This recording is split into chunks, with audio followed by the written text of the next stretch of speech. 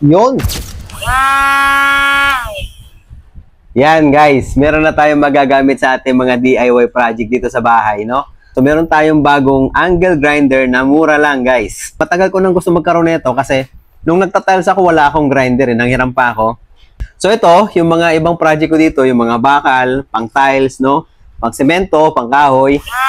May pamputol na tayo, okay? So ito yung nagustuhan ko dito.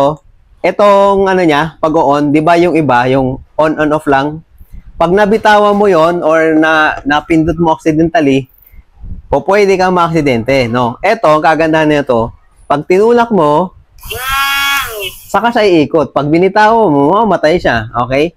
For safety yon, no? Yung magandang design yan, no? Kasi itong kinuha ko pala, dalawang battery na. Ito yung isa, no? Ito yon yung battery na yon. So, pag tinanggal mo to, ayan, ganyan siya. So, ipapakita ko lang sa inyo kung paano magkabit nito, okay? So, tatanggalin nyo lang to, itong red na to.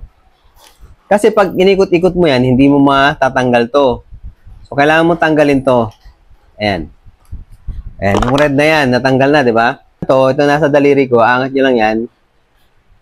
Ayan, umangat na, di ba? Okay? So, hindi na siya maiikot ngayon, nakalak na yan. Saka nyo ngayon iikutin. Pakaliwa. Yan, lumuwag na. Ayan. So, natanggal na natin. Ito na siya. Pag maglalagay kayo nito, ilapat nyo ng maayos.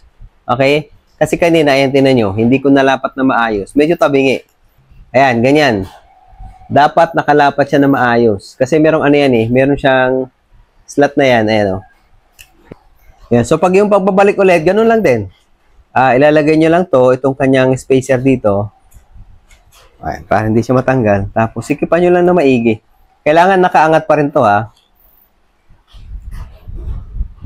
Itong kinuha ko, guys, meron na rin kasamang 12 pieces na blades, no? Para hindi tayo mabitin kasi ang dami nating gagawin dito sa bahay. Ayan, kung kailangan niyo na itong tool na to, ilalagay ko yung link dyan sa baba.